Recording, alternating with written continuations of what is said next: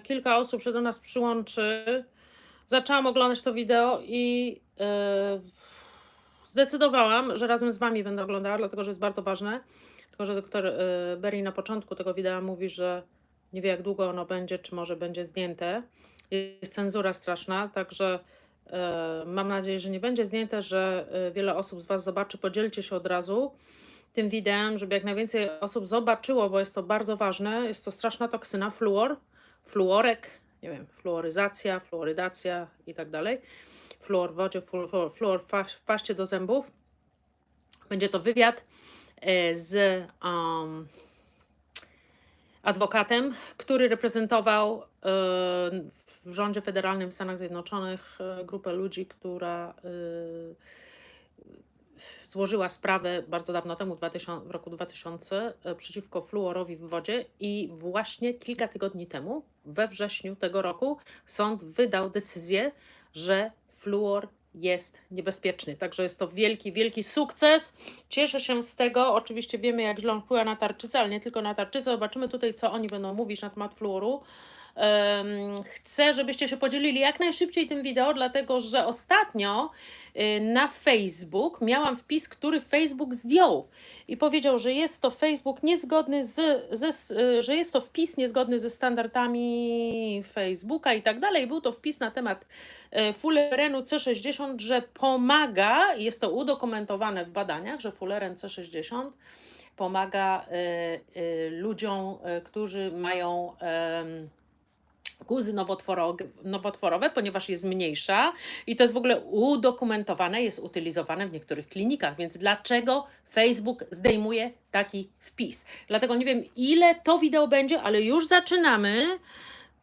Będą napisy, podzielcie się ze wszystkimi, dobrze? This video is going to be quite controversial.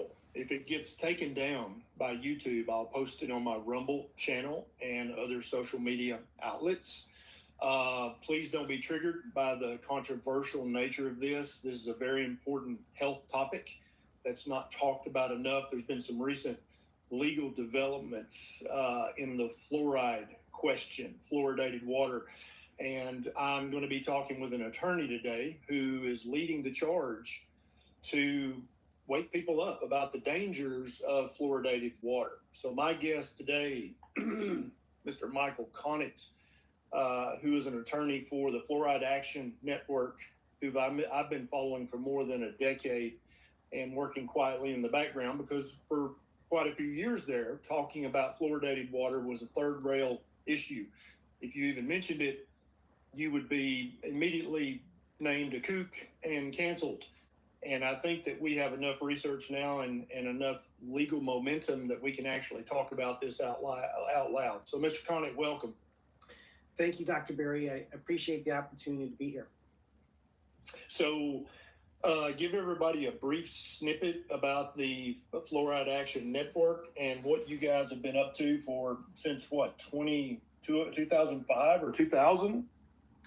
Yeah, the Fluoride Action Network was formed in 2000. It was a clearinghouse of citizen groups and concerned individuals, with the point being to raise awareness about the toxicity of fluoride compounds so that people can make more informed decisions about how to best use fluoride or not use fluoride. And that's basically the purpose of the group, and it's been operating since then. Yeah. So I've got a story to tell you about the small community where I practice medicine. We'll talk about that later. A lot of people are probably not aware of that. There's been some recent legal proceedings in California that have spurred a lot of renewed interest in the fluoridated water questions. Can you kind of break the facts of that case down and tell us what the judge decided? Certainly. We filed this case back in 2017 under a federal statute called the Toxic Substances Control Act, or TSCA. TSCA gives EPA the authority to ban the particular use of a chemical that poses an unreasonable risk to human health. And we argued and presented substantial evidence on that fluoridation chemicals, this particular use of fluoride, adding it to drinking water, poses an unreasonable risk of adverse neurodevelopmental effects on the developing brain. And we've been litigating this case for 7 years. The court had 2 trials in the case where it heard extensive expert testimony on both sides. And in September of this year, a few weeks ago, the court finally entered its ruling, and the court concluded, based on the entirety of the evidence, that adding fluoride chemicals to drinking water does pose an unreasonable risk to human health in the form of reduced IQ in children. Yeah, and to my knowledge, this is the first case where all of the evidence has been considered. There have been other lawsuits in the past and other legal proceedings, but typically a lot of stuff has not been included. But I think, is it true that this is the first time that a judge has actually been able to hear both sides of the argument completely and come to this kind of decision? It's the first federal court that has done so. There have been 3 state courts in the past, back in the 70s and 80s, that heard evidence on fluoride's toxicity and made rulings of findings of fact that fluoridation poses a risk to human health. This was a federal court. And also in this case, to be clear, the court only looked at evidence on neurotoxicity, evidence on fluoride in the brain. The court didn't consider other health concerns with fluoride exposure, like arthritis and bone fracture and thyroid disease and other concerns. It was focused strictly on the neurotoxicity issue. Yeah, and which I consider to be a very large issue. I have 6 children, and when I was a young physician back in 2002, 2003, I heard some rumor about, fluoridated water may not be good for kids. And I didn't know anything about it. I was never taught anything about it in medical school, except that it's a good thing. Don't worry about it. And so I thought, well, that's weird that somebody would say that's a bad thing.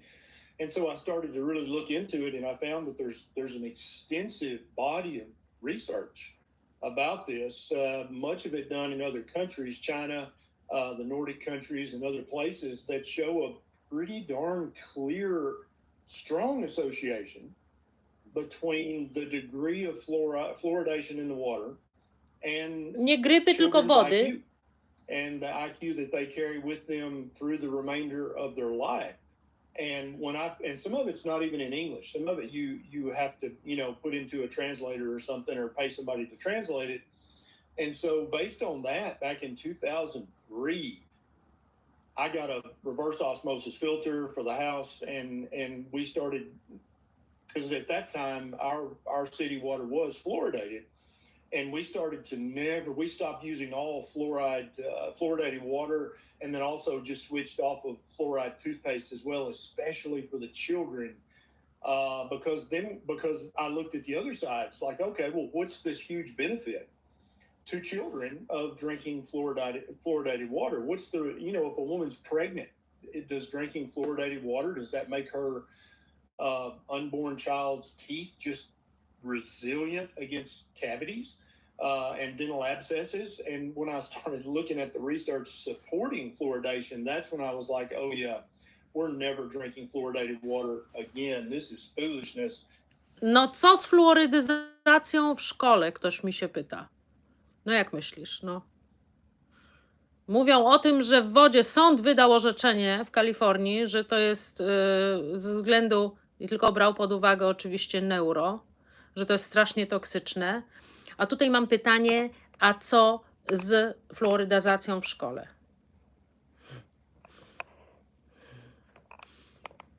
No nie wiem co.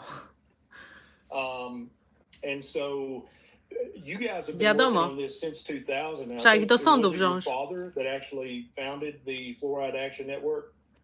Yes, he was one of the founders. There was a number of founding members. And Dr. Berry, if I could add a point to what you just said about the potential benefits of fluoride during the prenatal period. Because as you know, it's the prenatal period that is a period of life where there's a heightened vulnerability to fluoride's neurotoxic effects for a number. So when a woman is pregnant and the baby's developing in her uterus, in her belly, that's what you're talking about. That's right. And in this case, I had the opportunity to depose a representative of the Centers for Disease Control, the No i bardzo director mądrze. of CDC's Oral Health Division.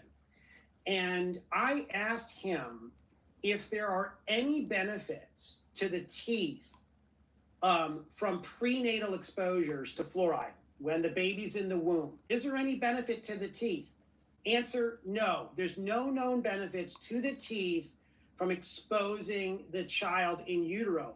I also asked Mr. Hannon, the CDC representative, is there any benefits to the newborn infant for the first 6 months of life before the teeth erupt from swallowing fluoride? And the answer again was no, there are no known benefits to the baby from swallowing fluoride during the early infancy period. And I think it's a really important fact because those are the life stages in utero, early infancy, where you have the greatest risk to the brain from fluoride exposure. There's several reasons for that. One, the brain's undergoing rapid development. Narażenia na fluor, nie na płyny. Źle było przetłumaczone. Two, the brain during that period of time does not have a well-developed blood-brain barrier, so the fluoride that's circulating in the system will have access to the brain. And then to compound that even further, we have many children in this country, as you well know, who don't have the luxury of being breastfed. There are many parents who can't breastfeed, and so they have to use formula. And many parents use formula made with tap water. Well, a baby who is receiving formula made with tap water receives a very high dosage of fluoride as a function of body weight. And what's striking is that a breastfed baby receives the lowest dose of fluoride among all age groups in the population because breast milk contains very, very little fluoride, essentially no fluoride. And you flip that on its head when you formula feed a baby with fluoridated water. So this is a period of time where there's a heightened vulnerability, so there's a risk, and yet, according to CDC's representative in this lawsuit, there's no benefit during that time. And I really think that's something that policymakers should be aware of. You have a situation where there is no benefit, only risk during this important period of life, which I think highlights the problem with water fluoridation, where you're exposing everyone in the population, regardless of whether they need it or want it or otherwise, to fluoride. Yep, I totally agree. And just a note to the people watching this on YouTube or Rumble if it gets taken off YouTube. This is being recorded live in front of our private community, thousands of people in this community, and they will, if it's okay with Mr. Conant, I'm going to entertain some questions from our tribe members as we go along. And so if you'd like to become part of this community and be able to ask questions to experts in different fields, just like Mr. Conant, consider becoming a tribe member. There's a link in the show notes. So I don't think that the research is clear whether this fluoridation that the baby's exposed Nie flokacja, to in tylko the womb, fluorydyzacja. in mom's belly, and then in the first 6 months of their life, before they even have any teeth that have been erupted, I don't think it's clear whether the fluoride is having a direct effect on the brain. Nie płyn, or tylko fluor. The fluoride's negative effect on the thyroid Ja gland poprawiam, of the gdzie jest źle baby, which is przetłumaczone. known as the master Czytajcie. gland. Everybody pretty much knows that, because the effects on thyroid health are huge. And so it wouldn't surprise me at all if there's not a direct effect on the developing fetal brain and infant brain. That would not surprise me at all, but absolutely the thyroid gland is in charge of so many things with regard to brain development and the development of IQ. There's so many places where fluoride in the circulation of either an unborn child or a newborn child, there's absolutely no benefit. The CDC is on record saying there's no benefit to a fetus or to an infant without teeth. So then you have to say, well, what's the risk? Okay, if there's no benefit whatsoever, are you saying it's completely risk-free? And I think this recent ruling in the Northern District of California makes it blatantly clear. What was the exact language that the judge's ruling used again? What was the exact wording? That fluoridation at 0.7 parts per million, the so-called optimal level, On się spytał, jaka była, jak dokładnie, jakich słów dokładnie sędzia użył, dając ten wyrok, i on teraz mówi, że fluoryzacja na poziomie części na milion, poziom optymalny, zaraz sekundę, jeszcze wrócę, bo muszę zobaczyć, czy to jest dobrze przetłumaczone. Teeth. So then you have to say, well, what's the risk? Okay, if there's no benefit whatsoever, are you saying it's completely risk-free? And I think this Wolne od ryzyka. Ruling in the Northern District of California makes it blatantly clear. What was the exact language that the judge's Jakim językiem dokładnie sędzia orzekł to? Że fluoryzacja 0.7, czyli 0,7 cząstek na milion, okay, tak zwany optymalny poziom, jest nieuzasadnionym ryzykiem obniżonego IQ u dzieci. So that's an astounding statement by a federal district judge. I have been watching this case since it dropped in 2024, and I've been watching what the kind of regulatory bodies, the medical, the dental. Nie umorzenia, tylko to było since it dropped, to znaczy jak już zakończyła się ta sprawa w tym roku, prawda? Already the CDC, the American Academy of the Dental Academy and the American Academy of Pediatrics have already issued press releases saying, hey, we stand by water fluoridation. We don't think it causes any problems or any harm, and we want you to keep drinking fluoridated water as a pregnant woman, or keep making infant formula with fluoridated water for your infant who does not have any teeth. Now, people who watch my channel, they're well aware of what we call scientific inertia. Like even after something has been demonstrably proven to be harmful or to give no benefit whatsoever, doctors and dentists and other medical professionals will just keep repeating the same. I call it a lie because it's a lie. There is no benefit. But if you ask the average dentist or the average doctor, the average pediatrician, is it a good thing? Is there benefit to a pregnant woman drinking fluoridated water or making baby infant formula with fluoridated water? The vast majority would say, oh, yeah, sure. Everybody knows that. So part of why I started this YouTube channel was to call out obviously egregious lies that could be causing harm to pregnant mothers and infants and people of all ages and races and ethnicities. You need to know the truth about this. And that's why I decided to do this video today, even though it may get me in trouble. What other organizations or associations have come out despite what the judge found on hearing both sides of this argument and looking at all the evidence? What other regulatory bodies have said, yeah, we're going to keep right on doing what we're doing? No regulatory bodies that I am aware of have made any such statements, but as you W tym momencie jeszcze raz połączyłam się, dobrze, dalej idzie. The dental trade organizations, particularly the American Dental Association, which has been a long time aggressive proponent of fluoridation. And you have, certain advocacy organizations like the American Fluoridation Society. So I would say the usual suspects who have long promoted fluoridation Bardzo dobrze, Piotr. have, provided statements that they continue to support fluoridation despite the court's ruling. And I've also already seen some press releases that different cities around the United States have already decided to pause the fluoridation of their municipal water supply based on this ruling, which I think that's a very wise, like, let's pause this until we get a more clear and complete picture. But yet other municipalities are just continuing to fluoridate without any concern. So Let me tell you my story about fluoridation. So I had a very active practice in Camden, Tennessee, very small town in Midwest Tennessee, that fluoridated its water. And the more I read the research, like I said, I started about 2003-ish looking into this.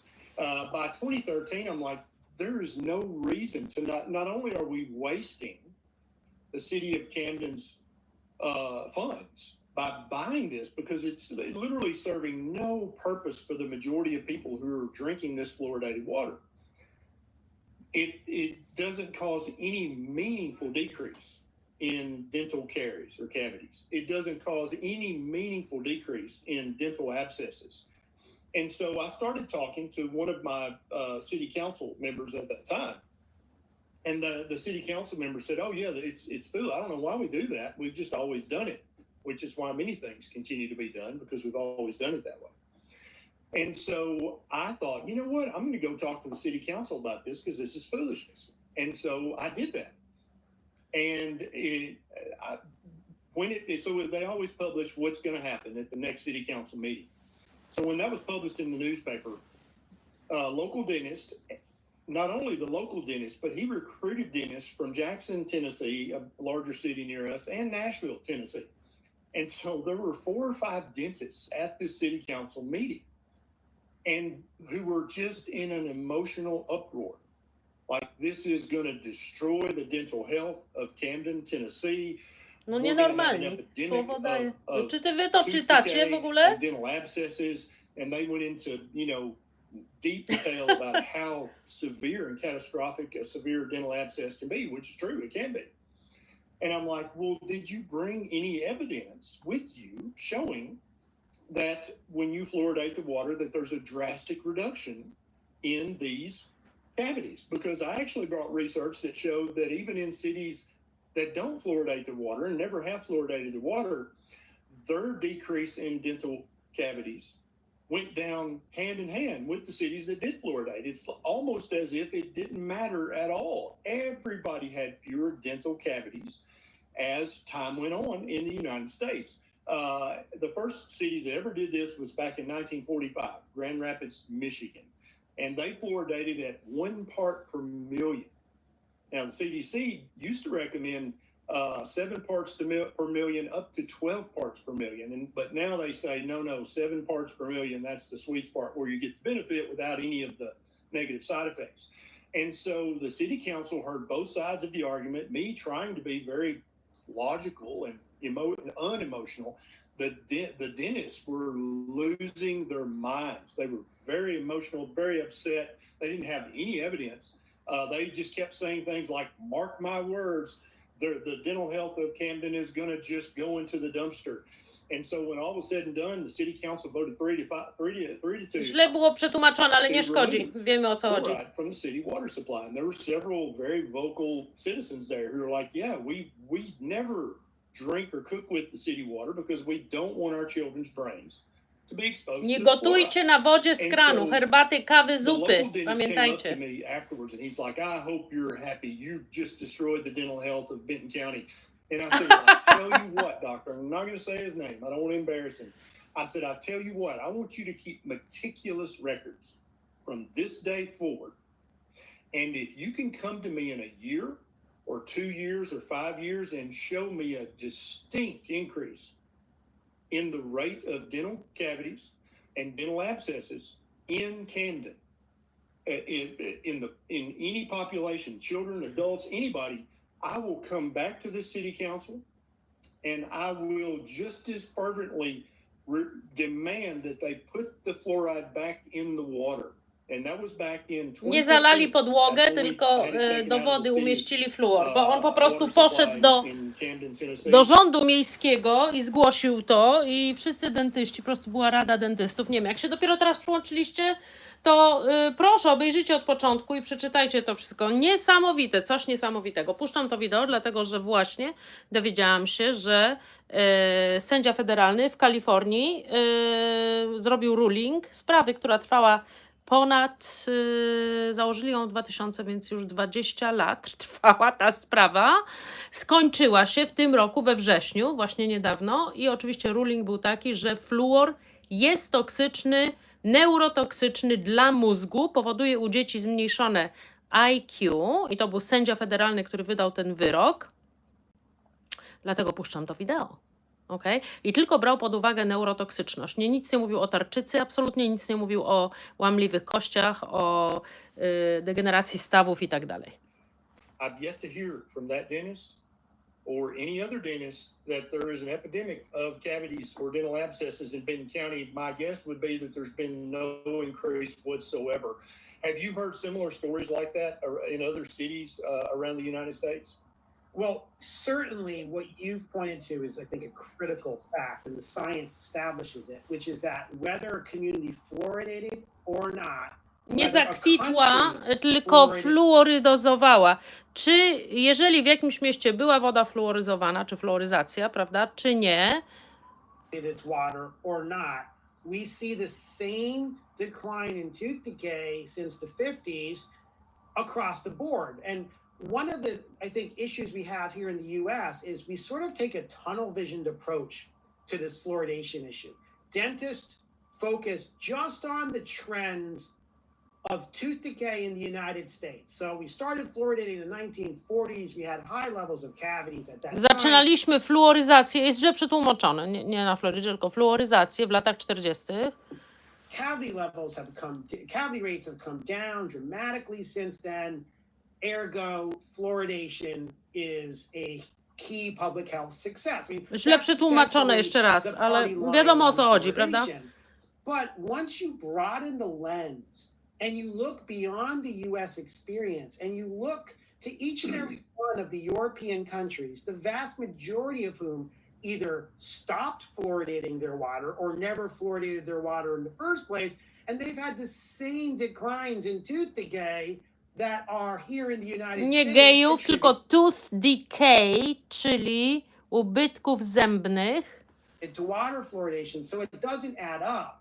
And just 2 weeks ago, the Cochrane Center in the UK, which puts out sort of the gold standard systematic reviews on the efficacy of medical treatments, they just issued a systematic review on the efficacy of water fluoridation on cavities. And they concluded that the evidence today is so weak on the benefits that they can exclude fluoridation having no benefit at all. That's the Cochrane Center.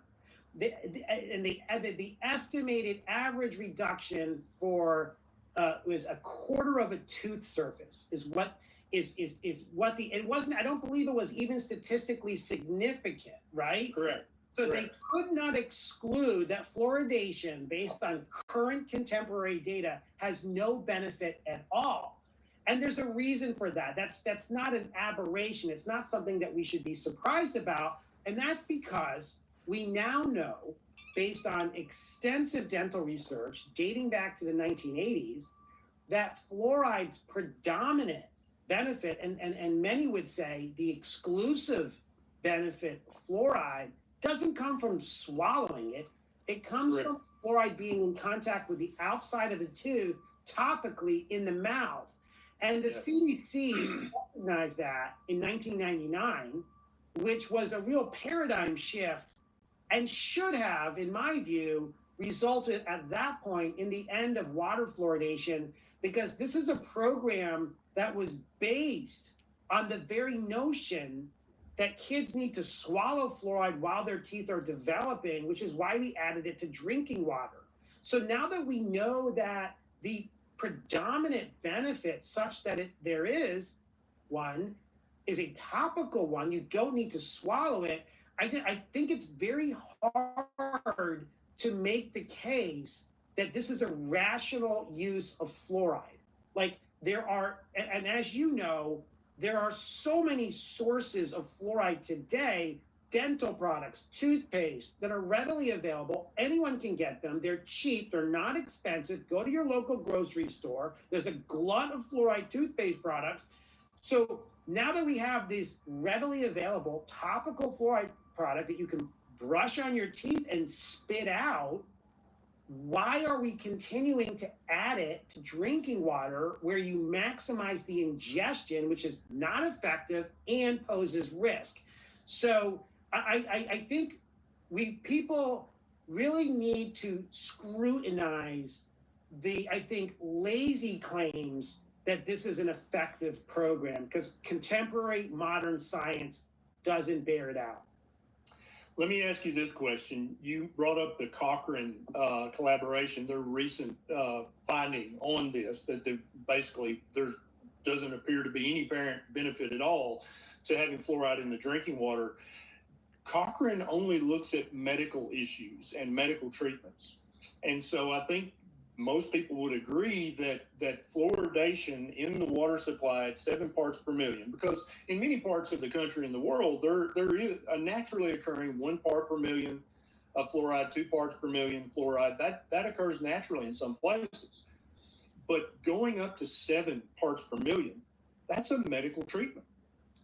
I don't know if anybody can argue that. So my question is, this is medical treatment without informed consent, is it not? And you're an attorney, so I really want you to speak to the legal aspect of that. Has there been any thought of a class action lawsuit saying, hey, you're medicating me without my informed consent? Is that something that's being looked at by anybody, or should it be looked at by anybody? Right. So a couple things there. First, in terms of the concentration of fluoride that we add to our drinking water, just to be clear, it's 0.7 parts per million, not 7. So it's just a decimal point. So 0.7 is what we add to water. And it used to be 1 part. Tak jak ja powiedziałam wcześniej, to jest 0,7, nie 7 porcji na milion, tylko 0,7 porcji na milion. Per million, but they lowered it now to 0.7. Okay. But to answer to your point on medication, which I think is a really important point, Europe, the main reason why Europe does not fluoridate its water is precisely because Europe determined, most European countries determined, that fluoride is a medicine when you use it to prevent tooth decay, right? And that the water supply is simply not an appropriate way to deliver medicine to those people who want to use it, in part because it deprives people of their right to informed consent, which is a cherished and very important right in medicine, as you are certainly very familiar with. And here in the United States, we have an interesting sort of situation where the FDA, Food and Drug Administration, agrees that when you add fluoride to toothpaste to prevent tooth decay, it's a drug. When you add fluoride to pills, like supplements, for the purpose of preventing tooth decay. Pamiętajcie, że większość suplementów zawiera fluor, które kupujecie normalnie na półce. Nie te, które promuje Detox Polska, czy które ja promuję, Global Healing, ale te normalne spółki, wiele suplementów zawiera fluor. A drug. But the FDA has essentially relieved itself of any jurisdiction over the addition of fluoride to drinking water for the prevention of tooth decay. But there's no logical reason why adding fluoride to toothpaste to prevent tooth decay is a drug, and adding fluoride to a pill to prevent tooth decay is a drug, but adding fluoride to drinking water is not a drug. I mean, it's nie narkotykiem, tylko lekiem. Źle przetłumaczone. The chemical is the same. It's just a different method of administration. And so fluoridation does pose, I think, real bioethical Nie fluoracja, issues. tylko fluorydyzacja. And that, and again, there's no need to deprive people of this choice. There's no need to deprive people of their right to informed consent, given that we have this glut of cheap fluoride products available for those who want it.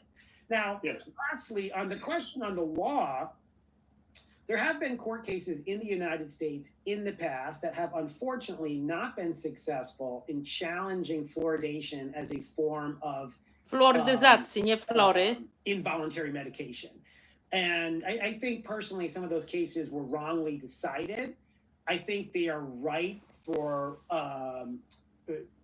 challenge today moving forward. Now, because some courts have stated in the past that if there was good evidence of harm presented to the court, that their conclusion may have been different.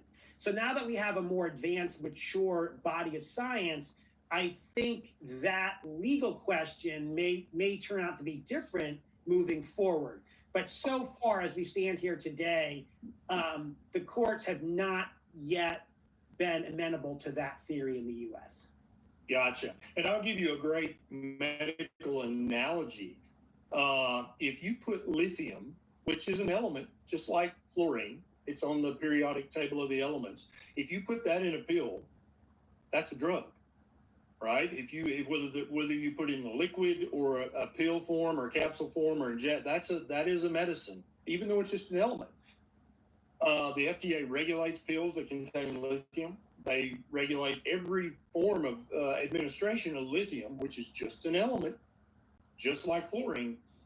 They regulate that. And so if a municipality said, you know what, our people are just too unruly, we're going to start putting lithium in the water supply. Do you think that the FDA would say, oh, well, since you're putting it in the water, we're not going to consider it a medicine? Do you think they'd let that slide? It's a good question. And I think, yeah, that it would be hard to justify, right? But I think once you consider, well, why is it that fluoride is, there's, like you said, there's lithium, there's other things that some people might want to add to the water for some medical benefit, but it's only fluoride. There's no other chemical that's been added to water for a medical purpose other than fluoride. And, I think one of the, remarkable facts here is that if you wanted to get the same dose of fluoride that you drink from your water, and you wanted to get that dose in a pill, okay, in a fluoride supplement, you need to get a prescription from a doctor or a dentist. You can't buy it off the shelf. And that's because fluoride's toxicity is such that you need to be very careful about how much you ingest. And yet, we're adding that same dose to water with obviously people drink very different amounts of water. Some people drink a lot, some people don't drink much. And so the notion that you need a prescription to get the same dose of fluoride that we add to water if you want to get it in a pill, I think highlights this very crude medication aspect of this policy. Absolutely. And what many people don't realize is that there are prescription drugs that contain very high levels of fluoride in the medication. Many of the medications for depression, some antibiotics, they contain a lot of fluoride, and people have no idea. I actually made a YouTube video a few years back and listed all of the prescription medications that contain fluoride. Now, odpowiem na pytania na końcu. I think that fluoride used under the supervision of a dentist, and I think Mr. Connick would agree with this. If your dentist says, look, you have a particular tooth issue, you need to use this topical fluoride treatment on your teeth or on your child's teeth, I'm completely for that under the direct supervision of a dentist. What we're saying is, when you put it in the water, everybody drinks it. And so for people who are listening, let me just first say this, and then I want to tell you what else fluoride's in that you may not be thinking about. So when he was talking about the European countries such, backward third world countries like Germany, like Sweden, like Denmark, no city in Germany, Sweden, Denmark, and other European countries, nobody drinks fluoridated water there. Japan, there is no fluoridated water in Japan. China, nobody drinks fluoridated water in China. Now, Israel used to have a mandate, a federal mandate at the country level that all water be fluoridated. They stopped that back in, I think it was 2014, 2015. And now only 70% of the water in Israel is fluoridated. In Canada, only 38% of the water is fluoridated. People in the United States think, well, everybody fluoridates the water, right? But in the U.S., it's only, 70%? give or take. Dodają That fluoru, nie fluoridates the water. nawadniają wody. So many communities already in Canada, in Israel, in the United States, there's no fluoride in the water. So if your city is currently fluoridating, and you can actually look this up. I'm going to put a link down in the show notes. I think it's on the CDC's Tak, jak website. mieszkacie w Stanach, możecie sprawdzić dokładnie, ile fluoru ma wasza woda w waszym mieście. You can actually look up your community and see if the water's fluoridated or not. If it is, I would highly recommend you go talk to your city council or your municipal water board and say, "Hey, get this the hell out of my water. I didn't give you permission to put this in my water." Now, let's go back to infants and young children. Anytime you make infant formula with fluoridated water, you are giving that infant a very high concentration of fluoride based on their body surface area, much higher than you would be giving to an adult. But what about soft drinks? Did you know that the vast majority of soft drinks are made with fluoridated water? What about fruit juice? Most fruit juice, they don't ship it from the orchard straight to the supermarket. That fruit juice is basically dehydrated. They get it down to a very small volume. When it gets to the final destination, they reconstitute it with fluoridated water. And so now all of a sudden you're thinking, okay, we have fluoridated water. We cook with fluoridated water. My kid drinks a Coke every day. That's fluoridated water. My kid that has a glass of orange juice every morning, that's fluoridated.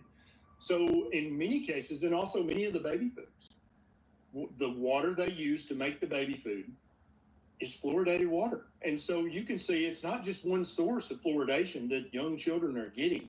Young children whose brains are developing, whose thyroid glands are actively developing, they're getting a mega dose of fluoride from multiple different sources. That's the thing that worries me. Od małego dziecka fluor i potem się dziwią ludzie, dlaczego ludzie mają niedobór, dzieci i wszyscy niedobór jodu. No bo jak tarczyca jest wypełniona fluorem, no przecież to jest halogen, tak samo. Te same receptory są. To jod się nie przyswoi. These young children whose parents don't know better or can't afford to do better, and they're giving their kids the soft drinks and the fruit juices and cooking with fluoridated water from the tap. These kids are going to wind up with decreased IQ, and that's going to go with them for the rest of their life. That's not something that you can remediate later down the road. It's a huge problem, and I hope some young, hungry attorney quickly gets a class action lawsuit together and scares the hell out of every water municipality that's currently fluoridating the water, because this has got to stop. Yeah. I would add to that, here in the United States, we are a very fluoridated nation, right?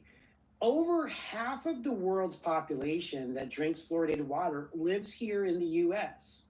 And as you know, when you add fluoride to water, especially with a mass fluoridation program like we have in the U.S., that inevitably contaminates processed foods and beverages. So even if you're living in a community that doesn't add fluoride to its water, you're still getting fluoridated chemicals through your juices and your sodas and your beers, right? And that's why I think water fluoridation, one of the metaphors and analogies I made at trial is that the water fluoridation program today is analogous to leaded gasoline, where you had, in the 20th century, virtually every single person in this country being exposed to lead in the air as a result of adding it to gasoline. And lead is a powerful neurotoxicant.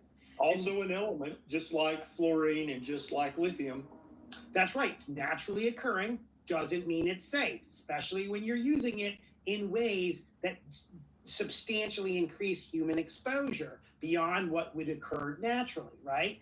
And so here you had a situation in the 20th century where you had massive exposure across the country to a chemical that we know lowers IQ and causes behavioral problems. And thankfully, finally, after decades, the EPA banned the addition of lead to gasoline. And that's really what the EPA now needs to do with fluoride in water, is ban it. And I think it's difficult for somebody, I understand it's difficult for people to think, everyone's exposed to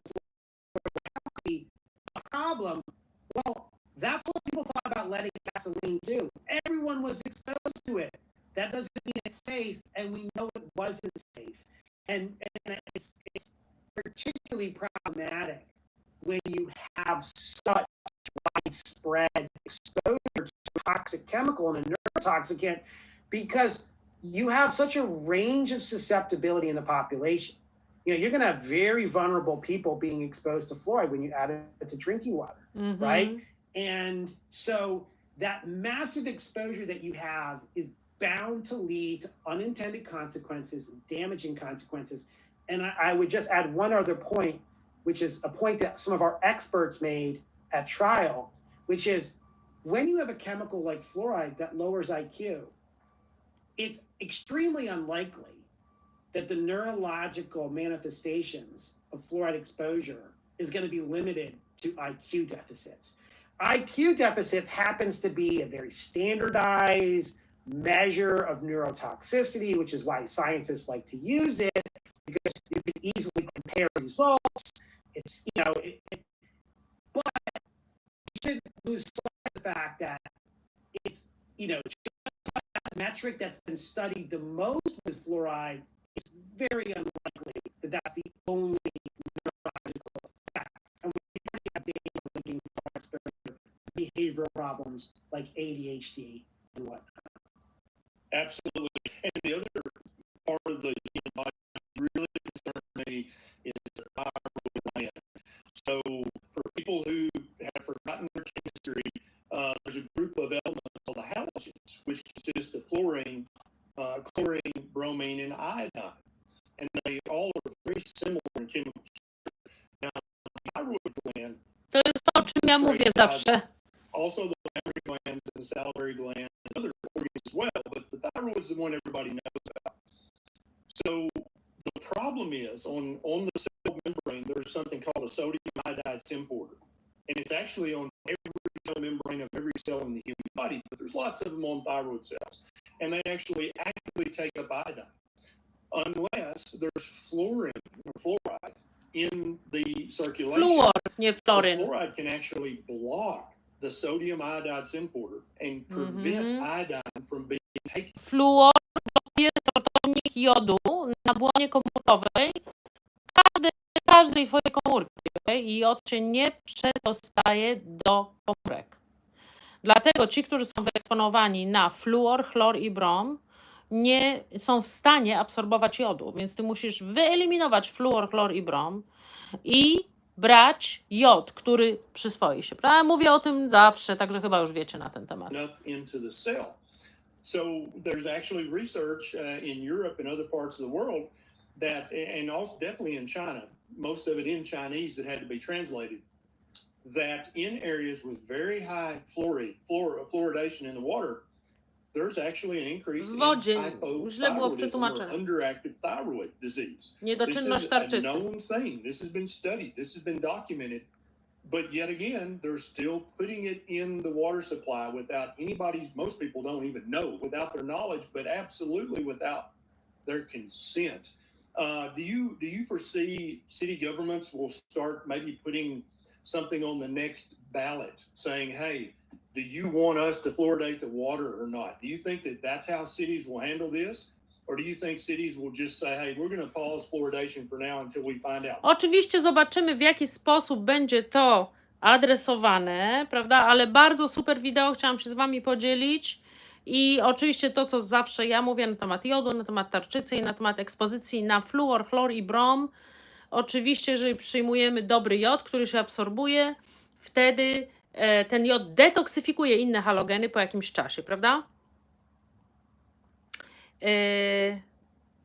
Tak, w Kanadzie jest mała ilość produktów Global Healing, dlatego że Kanada ma inne prawa niż Stany Zjednoczone i trzeba przejść przez dużo przeszkód, czy tam przerzutek, nie wiem jak to powiedzieć, aby te suplementy znalazły się na półkach, prawda? I w Polsce nie ma też wszystkich suplementów Global Healing, takich jakie chcielibyśmy mieć, które oni produkują, też wszystkich nie ma, ale mamy dostateczną ilość dobrych, które naprawdę nam mogą pomóc. Więc słuchajcie, ci, którzy się dopiero teraz do tego mojego filmu tutaj przyłączyli, zobaczcie od początku. Niestety trzeba czytać, bo jest za długi i za dużo wiadomości, żebym ja komentowała za każdym razem. Oni mówią jakieś słowo, ale dla tych Państwa, którzy znają kogoś, kto jest w ciąży, którzy znają kogoś, kto ma małe dziecko, prawda, i robi mieszanki, nie karmi piersią, tylko robi mieszanki na wodzie z kranu.